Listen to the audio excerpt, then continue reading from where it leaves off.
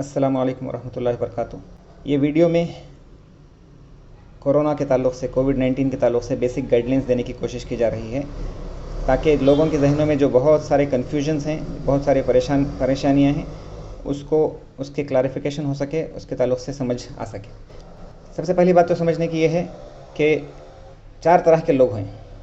पहले वो लोग हैं जिनको कोई भी सिम्टम नहीं, कोई भी तकलीफ़ नहीं है, नो सिम्टम्स और नो कॉन्टैक्ट, यानी घर में या फैमिली में किसी को कोविड नहीं हुआ था, कोरोना नहीं हुआ था, तो इनके लिए क्या करना है? क्या टेस्ट करवाना ज़रूरी है? No testing is required. और जनरल प्रिकॉशंस, जिस तरह सारे लोग प्रिकॉशंस ले रहे हैं उस तरह के प्रिकॉशंस इनको भी लेने हैं। सिंपल है, स्ट्रेट फॉरवर्ड।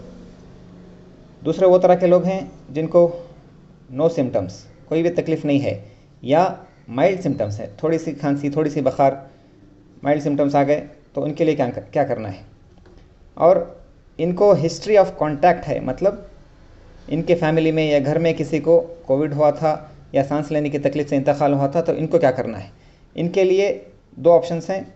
या तो सेल्फ़ क्वारंटाइन, बिल्कुल ही सिम्टम्स नहीं हैं तो इनको भी घर में दूसरों से बचकर, मजमून से बचकर अपने आप को हिफाजत करना है, ताकि क्योंकि बीमारी जो है वो 8-10 दिन तक शुरू हो सकती है, तो 8-10 दिन तक तकरीबन घर में सेल्फ़ क्वारंटाइन करना है या उनको रैपिड एंटीजन टेस्ट करना है। एंटीजन टेस्ट जो अभी खुबा मस्जिद वगैरह में हो रहा है उसको करवाना है। अगर ये टेस्ट पॉजिटिव आता है तो फिर वो आइसोलेशन में जाएंगे। आइसोलेशन में जिस तरह फ़ारुखिया में रखा जा रहा है, फ़ारुखिया कोविड सेंटर में, वहाँ उनको रखा जाएगा।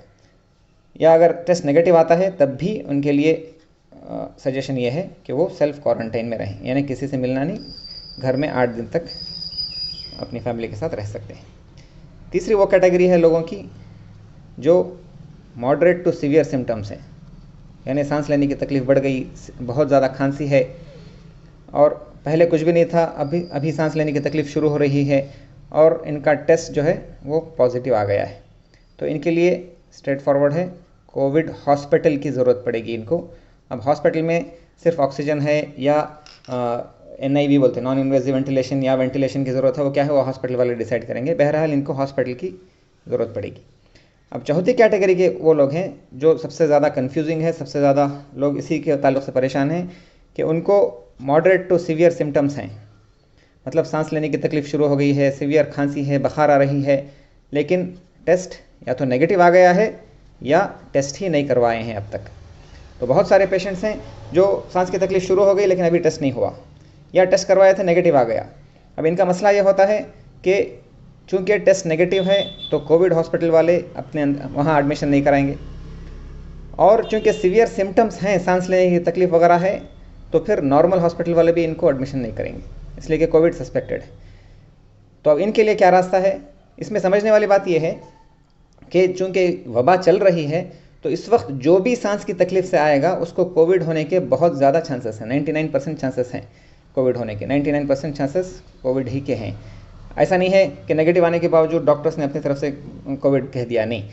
अब मिसाल के तौर पर कोई वलीमे की दावत में जाता है, 100 आदमी गए थे, उसमें से 30 आदमियों को फूड पॉइजनिंग हो गई, लूज मोशन और वॉमिटिंग हो रहे हैं, 20 आदमियों ने टेस्ट करवाया, उनको फूड पॉइजनिंग कन्फर्म हो गई, बाकी 10 को टेस्ट करवाने की भी ज़रूरत नहीं, बगैर टेस्ट के कह सकते हैं कि उनको फूड पॉइजनिंग हुआ है वलीमे में। अगर वो दूसरे रीजंस बना चाहे तो उनकी नादानी है। तो इसी तरह यहाँ भी नॉर्मल आदमी था, कुछ भी प्रॉब्लम नहीं था, या पहले थोड़े थोड़े प्रॉब्लम्स थे, फिर भी सांस की तकलीफ़ से अगर आ रहा है, खांसी की आ रहा है, तो टेस्ट नेगेटिव होने के बावजूद 99% कोविड होने के चांस हैं। तो इनको क्या करना चाहिए? इनके लिए सबसे आसान तरीक़ा क्या है कि चेस्ट का एक्सरे या CT स्कैन, चेस्ट का एक्सरे या CT स्कैन करेंगे तो इसमें फ़ौरन कन्फर्म हो जाएगा। ये दोनों चीज़ें 10-15 मिनट से आधे घंटे से के अंदर हो जाती हैं। क्योंकि रैपिड टेस्ट का हो या फिर कोई और टेस्ट का हो, इंतज़ाम करना उस वक्त में बहुत मुश्किल होता है, टाइम भी लगता है। तो उसके लिए एक्सरे और CT स्कैन, इसमें 100% कन्फर्म हो जाएगा कि कोविड है या नहीं है। अगर कोविड है तो कोविड हॉस्पिटल,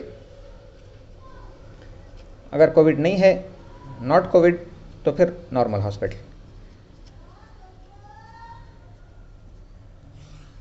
तो ये तरीक़ेकार है। 4 तरह के लोग, फर्स्ट तरह की कैटेगरी को टेस्टिंग ज़रूरत नहीं है, जनरल प्रिकॉशंस ले लें। दूसरी कैटेगरी में उनको रैपिड टेस्ट करवाना है, आइसोलेशन सेंटर्स में रखना है। तीसरी कैटेगरी के लोगों को कोविड हॉस्पिटल में जाना है। चौथी कैटेगरी के लोग, जहां सबसे ज़्यादा लोग कंफ्यूज हो रहे हैं कि सिम्टम्स होने के बावजूद नेगेटिव आ गया है और टेस्ट ही नहीं करवाए हैं, तो ऐसे लोगों को एक्सरे और सीटी स्कैन करना, फिर अगर फाइंडिंग्स कोविड के हैं तो कोविड हॉस्पिटल में जाएंगे, कोविड के नहीं हैं तो नॉर्मल हॉस्पिटल में जाएंगे। उम्मीद है कि आपके डाउट्स क्लियर हो गए। जज़ाकुमुल्लाह।